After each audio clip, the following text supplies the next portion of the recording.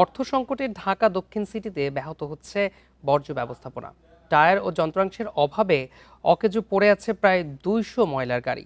যেগুলো চলছে সেগুলোর অবস্থাও নাজুক। রাজস্ব আদায় ঘাটতির কারণে এই সংকট বলছেন কর্মকর্তারা। দ্রুত সমস্যার সমাধানে আশ্বাস দিয়েছেন ডিএসসিসির প্রশাসক। ঢাকা দক্ষিণ সিটির মাতোয়াইল ল্যান্ডফিল।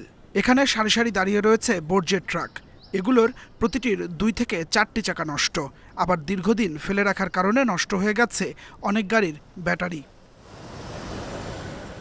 এসটিএস বা খাল থেকে বর্জ্য নিতে ঢাকা দক্ষিণ সিটিতে ব্যবহার হতো ৫৭০টি ট্রাক। তবে অর্থ সংকটের কারণে কেনা হচ্ছে না নতুন চাকা, তাই অকেজো হয়ে পড়ে আছে প্রায় ২০০ গাড়ি। যেসব ট্রাকে ময়লা সরানো হচ্ছে সেগুলোও বেহাল, ফলে ব্যাহত হচ্ছে বর্জ্য অপসারণ। এসটিএসগুলোতে জমছে ময়লার স্তূপ। এসপিআর চাকা যেটা সেটা বাস্ট হয়ে রয়েছে, যা আমরা এখনো চাকা ৩-৪ মাস কোনো চাকা, ঈদের পরে কোনো চাকাই পাই না। ঈদেতে দুটো কেউ একটা এরকম চাকা পাইছি। এভাবে বলতে তো চাকা সম্ভব না কাজ করা। প্রত্যেক বছর এখানে চাকা পাইতাম আমরা আগে, কিন্তু এখন দেয় না। এখন অফিসিয়ালি সমস্যা হয়তো কোনো, বা কিছুদিন আগে চাকা আসছিল অবশ্য, তো আমরা পাই নাই। দক্ষিণ সিটির বর্জ্য ব্যবস্থাপনা কর্মকর্তা বলছেন, রাজস্ব আদায় কম হয় এই সংকট তৈরি হয়েছে। তবে কোরবানির আগে পরিস্থিতি স্বাভাবিক হওয়ার আশা তার। যেভাবে ডিজায়ার্ড ওয়েতে আমার খরচ করার কথা, আমি চাকা আজকে নষ্ট হলো, আজকে আমি কিনে ফেললাম, ওইটা আমাদের জন্য একটু চ্যালেঞ্জ হয়ে দাঁড়ায়।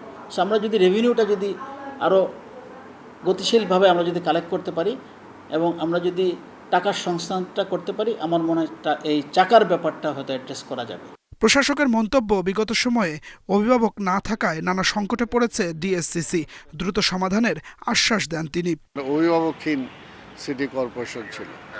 এটা গভর্নমেন্ট থাকলে একটা কর্পোরেশনের যে একটা অথরিটি থাকে, অথরিটিটা তো থাকবে। আমার বেসিক কি নিড আছে, মান্থলি কি নিড আছে, ইয়ারলি কি নিড আছে, আমাকে তো এটা একটা টোটাল ফরম্যাট আছে। সেই ফরম্যাট অনুযায়ী যদি আমি কাজ করতাম তাহলে তো এই অবস্থা হতো না। মাননীয় প্রধানমন্ত্রীকে বলেছি যে এই সমস্ত কিছু কিছু বিষয়ে ফান্ড অবশ্যই দরকার হবে। এদিকে ঢাকা দক্ষিণের ৭০০ গাড়ির মধ্যে চালক নেই ৩৯৬টির। Adilur Rahman, independent news, Dhaka.